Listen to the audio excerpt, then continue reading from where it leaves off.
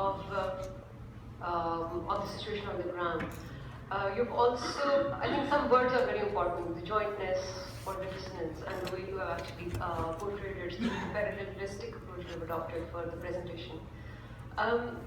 Now things are getting better in terms of the jointness between the military and the civil, as we all understand and we know, and we acknowledge that. But I cannot see in this presentation the answer to the question why. Why is it now that people are now realizing that they need to talk? Because I wanted you to ask this question. And I'll give you time to answer. And there is too much emphasis on personalities, which is real, which is the issue here. And I don't see a change in that, in the way you set it out. So I don't see a change. So why is it that it is happening now? And how do you think that, you rightly said, if the two Sharifs go, where are we? And do you think that this kind of a system is capable of sustaining itself after these two go? You'll have to do the institutional changes. Why now? Post Musharraf, or during the last days of Musharraf, the military realized that it was getting too much flack and was being targeted. And they realized that maybe this model of overthrowing governments is not going to be sustainable again. Believe you me, during the Zardari era, there were so many chances given for the military to take over that it would not be, the people of Pakistan would have welcomed it. They have realized the federal structure will go to the dogs, the external enemies will kill you.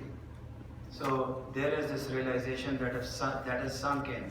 You have to work within the system, and APS I think jolted everybody. I'm sorry, these are again events, these are not institutional happenings, but they did make institutions, they did pass laws, they did create architectures.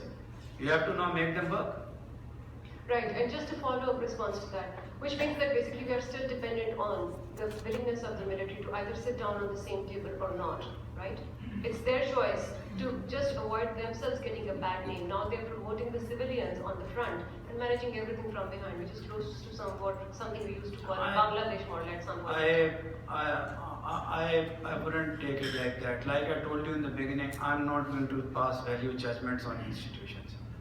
I think there is a genuine realization in the army about constitutionalism, and there is a genuine realization which I found during the day I spent there, that there has to be peace with India. You'll be surprised at that, but this is sinking in, that there has to be peace with India. Next question, please. Sir. Thank you, sir. Sir, are there any lessons to be learned from the neighboring countries, particularly India, in order to attain better military-civilian relationship? Sorry, Nasser, you won't like it, but Pakistan is unique.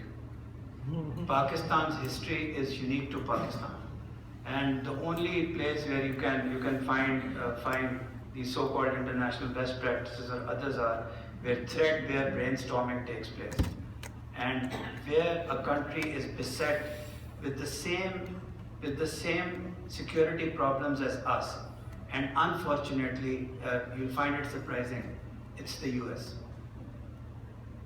I can go in greater detail about it. The Indian experience is different. The parliamentary democracy was strengthened. You can't pick things up and bring it here.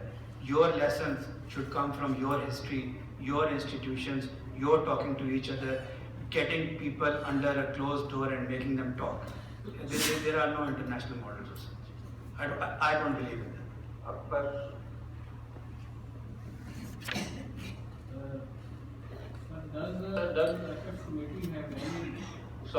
Does the Apex Committee have any legal authority or legal cover as implementing a consultative body at provincial level? No. Are you? Thank you, sir. Imran, talking about the negative trends, you have referred to the application of foreign policy by Foreign Office. What measures will you suggest for the Foreign Office to reclaim that lost space in addition to having a full-fledged foreign minister? In addition to having a full-fledged foreign minister, the foreign ministry will have to have better officers. Officers with training not related to their postings, and language going here and there, and the lack of spine. So I'm sorry, the military is to blame, and so is our own ministry. Next part.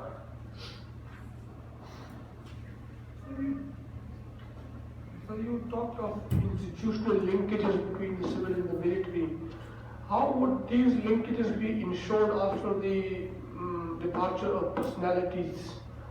Can there be any mechanism that these linkages continue after, suppose these leaders are gone? I think recent attacks on the military in Karachi and the Apex Committee differences, people are getting together in Islamabad and thinking again. There is no magical formula. When existing things won't work, they will get together. And I think from the passions I saw there, I think the military is going to press for a National Security Council. And unfortunately, you may not like the idea, but given Pakistan's security challenges and its internal and external situation, which is not similar to any other country in the world, you'll have to get a National Security Council and a secretariat with the National Security Council to run this country in security matters. Don't take me wrong.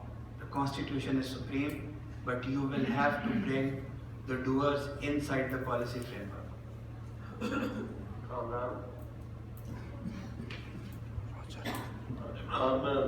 Do you think it was basically military's brainchild to make us believe that we are a threatened state, and still they are making us believe that we are a threatened state, just to justify their own expansion of rule?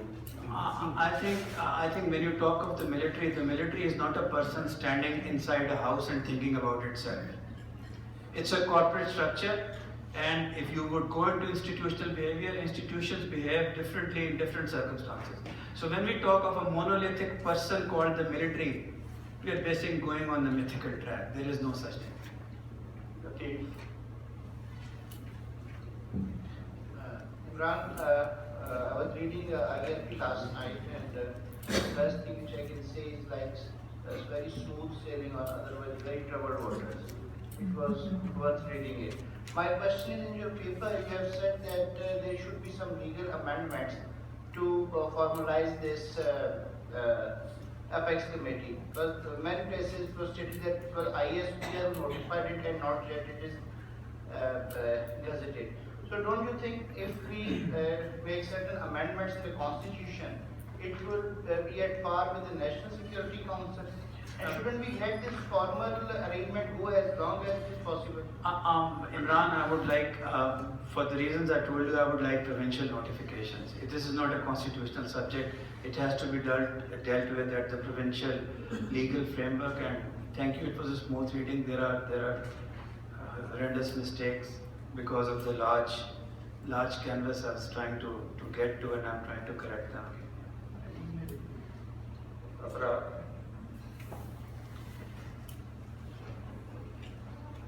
Sir, if we look at the history and theory of military in politics, all what you have said is not on the right track. We have seen that Prime Minister Nawaz Sharif in his last tenure was quite cozy with the military, and he was seeking help from them. And later on there was a martial law. In 1999? Yes, and previously, during Bhutto's regime, Bhutto was taking a lot of support from the military, especially in Balochistan operation and then Fata operation. And after a few years, you find that military has intervened in the politics. If you look at the literature, Veena Mokareja, Yunus, Asnas Ejazvi, all say then that when military starts indulging into civil affairs, the ultimate result is their intervention, direct intervention. Abrar, let me answer you. On Nawaz Sharif's last, the 1999 coup, I'd like to differ with you. The sentiment in the military was that we will not, the sentence and message was, we will not have another JK. Jahangir Karamat's resignation resonated through the rank and file of the Pakistan Army. So it was, we wouldn't have another JK. And when Musharraf was removed in mid-flight, the first thought was we are having another JK. So nothing was smooth. I'm sorry, how could you say it? Post-Kargil, they were at cutthroats with each other. one of the two had to go post-Kargil. And Musharraf feared that Nawaz Sharif is going to make an example of him. So that's not relevant there. Bhutto's case, I totally agree with you. Very good, very nice terms with them, but he lost his legitimacy after the 77 elections. When you have 3 brigadiers resigning in the 3 urban centers of Pakistan because they wouldn't shoot at civilians, you are giving the military a chance to walk in. The theory part, like I said, I am biased towards reality. Samuel Huntington's book is quoted in every paper on civil-military relations. We have to find answers looking deep inside and talking to each other. It might be provocative, but that's the answer. But thank you for a very profound question. Review panelists, please.